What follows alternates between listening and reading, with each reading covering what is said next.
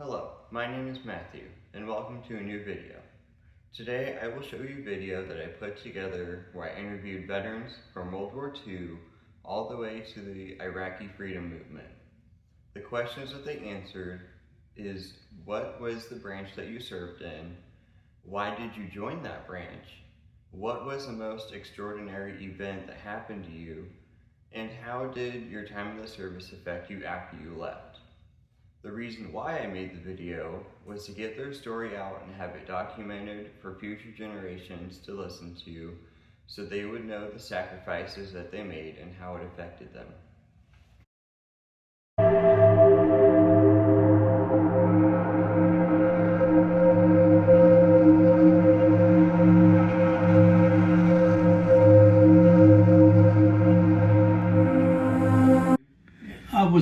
I was drafted into the Army.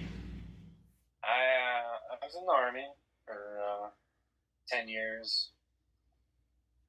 Honestly, it started off as a spite. My brother-in-law was a Marine, and the Marines told me I was too smart. Literally, that's what they told me. So I went to go check out the Navy, and the Navy just, I don't know, I never actually got very far with them. So my dad was in the Air Force, and when I was in high school, I really wanted to be a pilot, but pilots have to have really good vision, and at that point in time I didn't. So I was stuck with the Army, and it was a bit of an adventure getting in, because they were selective about who they wanted. So I eventually got in the Army. Is one of 4 cooks.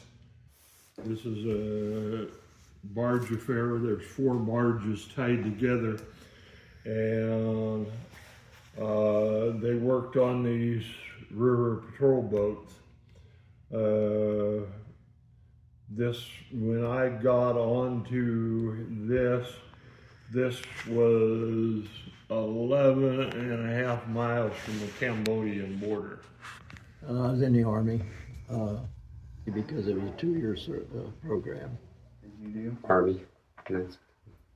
That's the branch my father was in while he was in Vietnam. So. I did 20 years in the Guard. I was planning on going active duty Army, but I thought I'd go in the Guard and see if I really liked it. And if I didn't like it, I could tolerate 1 weekend a month, 2 weeks of summer. United States Marine Corps. Lots of reasons. Big reason was I wanted to get out of my town. And then, well, the Air Force recruiter kept blowing me off. And one day I just started flipping out in the hallway, kind of saying stuff along the lines of, I thought you were in the military. Like, you're not supposed to be late. You're not supposed to be doing this. Stuff like that. And the Marine recruiter, which was down the hall, just kind of poked his head out of his office door and was like, hey, let's talk. So... I joined the Marine Corps. It's kind of a funny story. I come from a lineage of people who were in the military. My dad and my mom were both Air Force. My grandfather was Air Force. I had a couple uncles and some aunts that were Army. Great grandfather that was also Navy, who spent time in World War II. And I basically, when I went to join, I was bored on break from work one day at Pizza Hut, and I saw the recruiter in the office, and I decided that I wanted to go talk to him.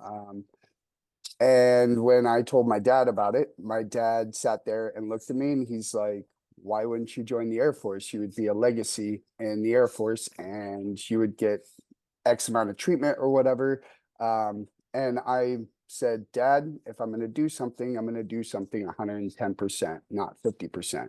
And my father kind of took that as kind of a slight against his service. And he didn't talk to me my entire time in boot camp. But mainly it was because I wanted to do something different than the rest of my family. And as far as we know, I am the first Marine in our family. And yeah, it was mainly just to do something different and be my own person rather than follow in the footsteps of other family members.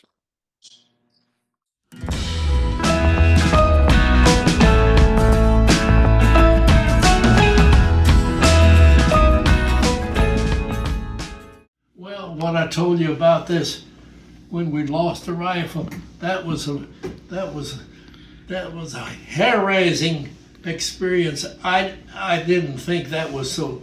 That was terrible that the officers, when they said why we didn't lose a man, but we lost the rifle, that was the most harrowing experience that I had.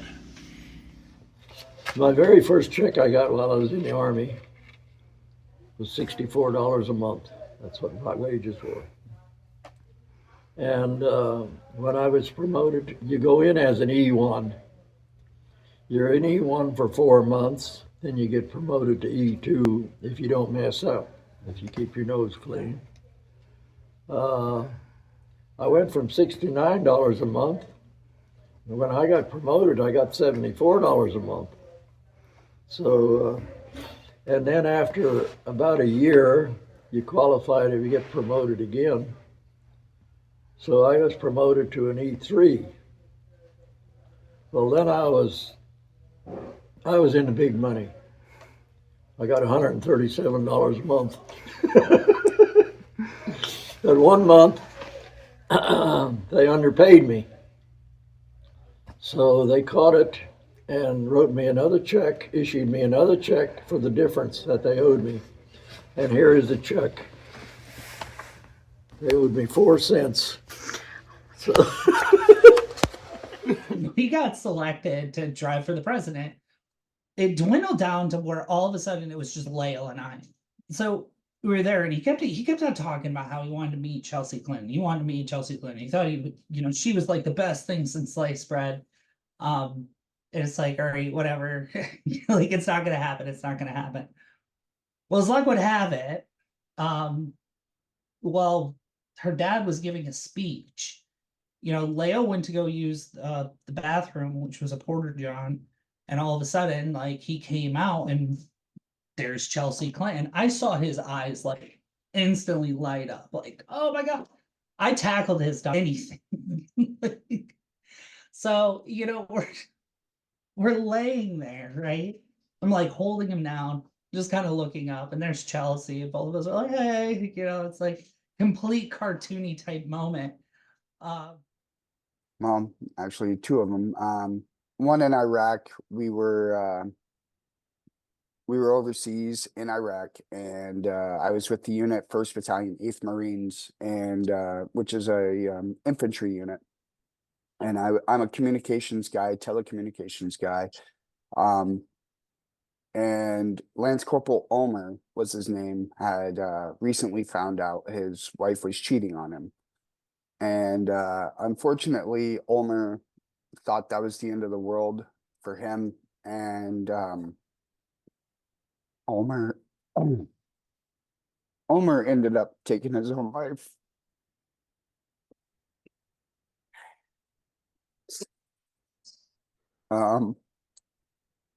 That was definitely a change, and definitely an extreme that I was not expecting to relive. Because I had already gone through a few friends killing themselves while I was in high school.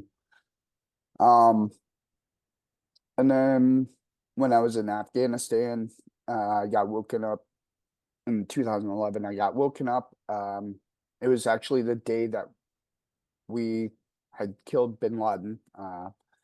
And it was earlier in the morning before we had found out news that bin Laden had been killed, but it was probably about 3:30 in Afghanistan in the morning. And I got woken up by my staff sergeant, and I was the section sergeant for my particular section. And I got the news disseminated to me that one of my good friends, Sergeant Baldoff, had been killed in action by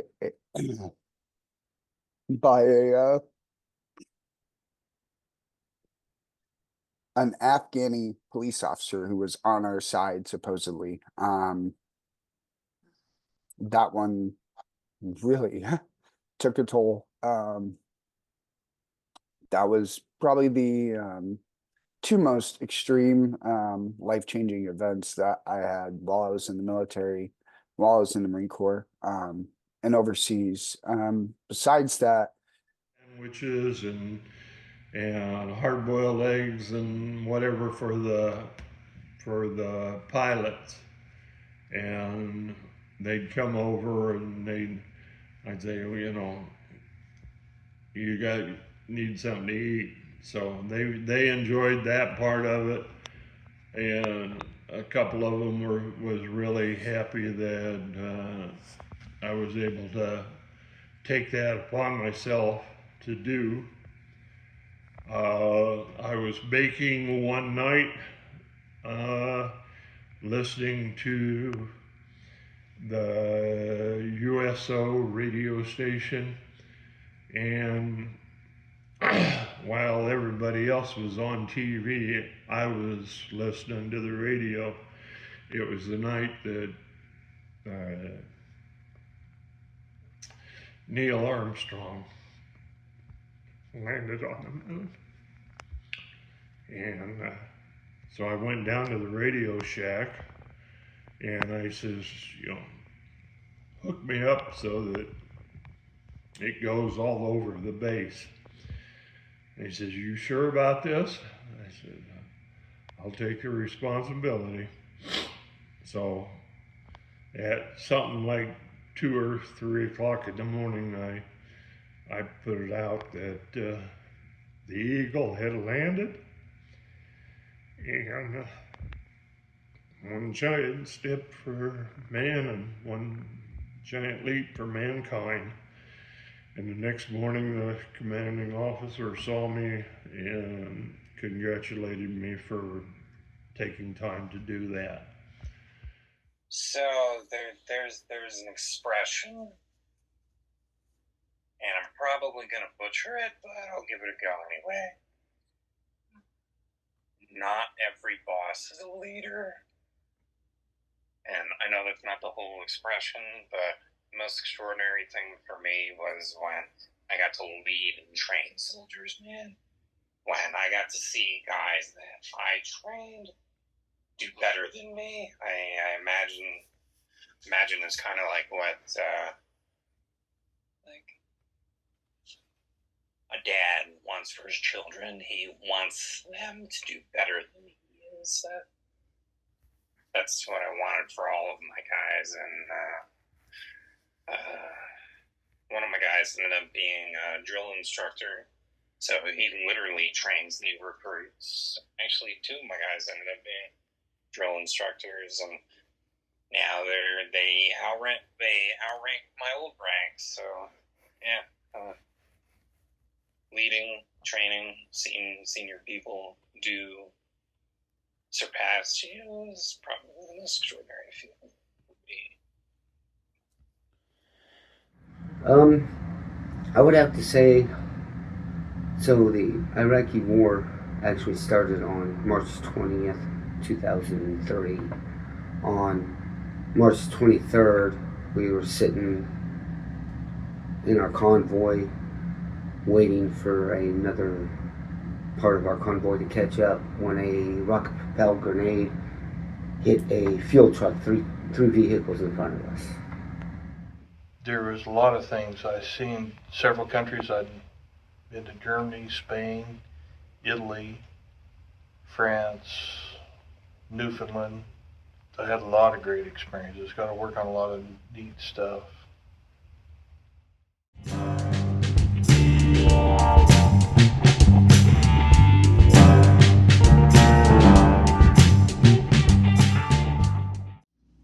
I got about 1.5 years older, and I came back to the farm, helped my dad farm, and the time I had in service, that was a program that it would pay for your tuition and things to go to school. So I went to school for 2 years, and then after that, I run out of money. I didn't have any money, And at that time, student loans to go to college, they weren't available at that time. In 1946, you couldn't get a loan to go to school. So I stayed back on the farm, and that's where I met my wife. And in 1951, we got married and we settled on the farm, and that's where I spent the rest of my life, on that farm, until we moved in here to Quinter in 1987.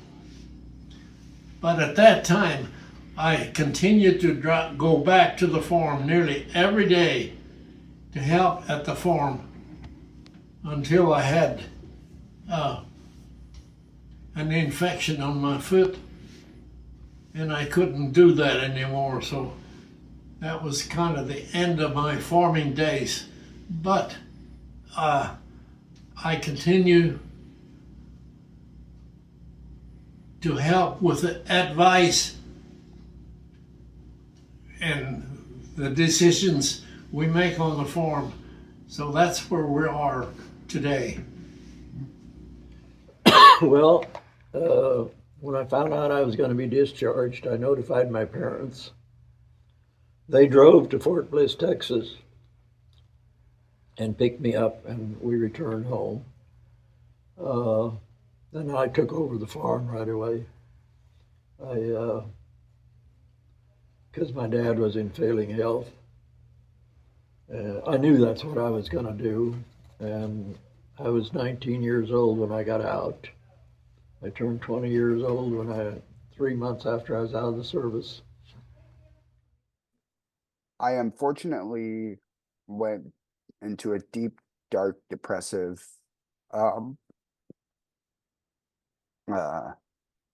hole, I guess you would say. Something I had to really dig myself out of. I know this is for school, but I don't know, you can probably edit it out, but I dived deep into drugs and alcohol to find that, to fill that void. That's the best word for it.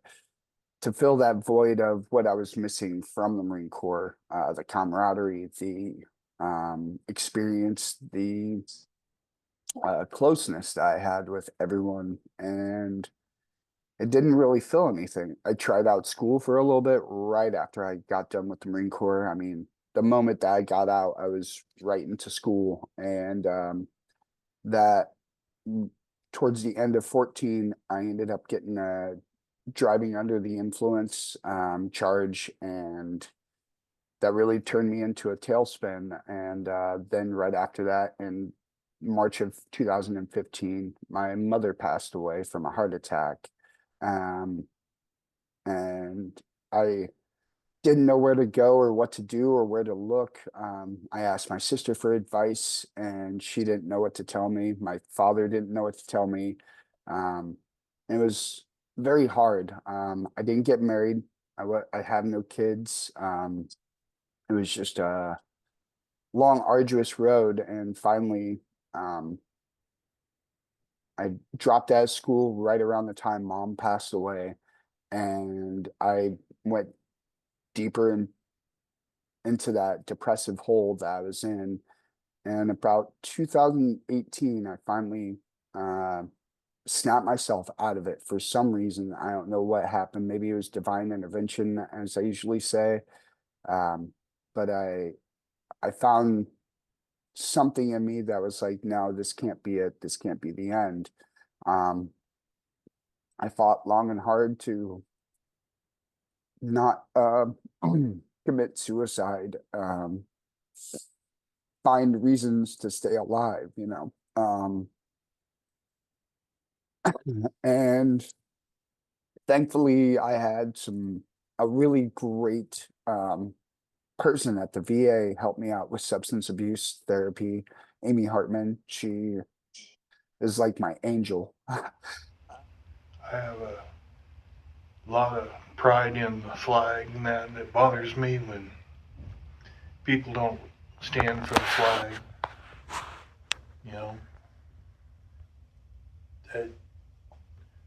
they're quick to say they have the rights, the privileges, but they won't do anything to protect the flag. That kind of irritates me. Yes, I went to machinist school first, and I used that right after I got out of high school. And then later on, they sent me to a wheel vehicle mechanic school, and then a track mechanic school.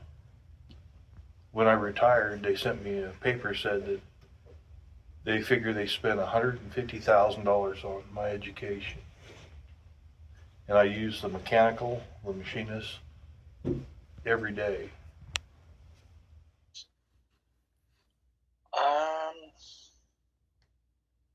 Honestly, I wasn't really dealing with any of my service-related issues when that wasn't service-related. I just got lucky, I think. I wasn't really dealing with a lot of my health issues at that point in time. The most immediate one was when I was on my way out. Me and some friends of mine wanted to go private. We wanted to go private sector security, Blackwater, Triple Canopy, that sort of stuff. Those guys make more money than what they know what to do with. And we had a friend that worked for a company that did a training course, and training course was like a month. And if you did really, really good, they put you in touch with recruiters and all that sort of stuff. Well, when I was just getting out and we were getting ready to go, I had an unfortunate firearms accident, and I got shot through my left hand, and that put me out of commission for 4 or 5 months, and it took a lot of aggravation and needling from people for me to stop feeling sorry for myself and make my hands work again. I've learned all sorts of stuff. I always equate it to tangible and intangible skills. A lot of people say it's hard skills, soft skills, whatever, what have you. I became an AMC loadmaster, so I can actually get a job at an airport to be a loadmaster. One of those random things I did in the service, I don't even know how. I became a driving instructor. I do not want to do that in the civilian sector. I don't even want to teach my kid how to drive, but it's a skill. They taught me how to drive a truck. It didn't equate over to the civilian sector, but I found a way to just get my Class A by testing out. So I was able to show up and just test out. So I kind of put that in the win column.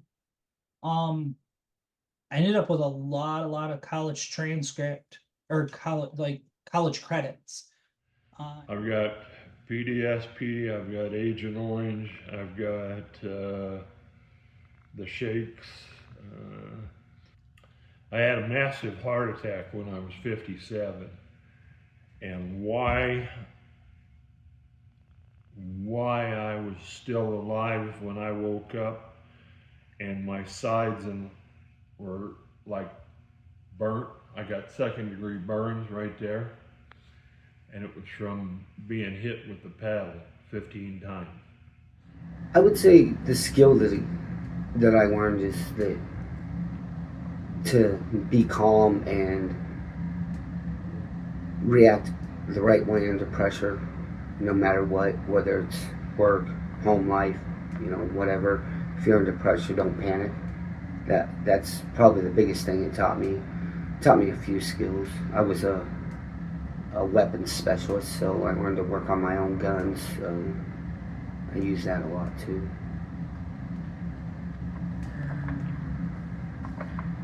What did you do after you left the service? I went to work for a company called US Tower. They make air raid towers for the military. And I also had a daughter at that time. So. Now that a great deal of time has passed, what do you think fondly when you reminisce about your time? Just all the different people from all the different cultures I met. the way that we take advantage of things here in America after seeing the way different people in different countries live. And I think the fondest memory is just, like I said, meeting so many different people from so many different places. Well, that's all the questions I have for today. Okay. Thanks for your time in the service, and thank you for taking the time out of your day to do this. No problem. Thank you. Once again, I would like to thank everyone involved in the making of this video. I would like to do a special thanks to all the veterans out there who served and all the things they sacrificed. I would like to thank you guys for watching the video, and I will see you next time.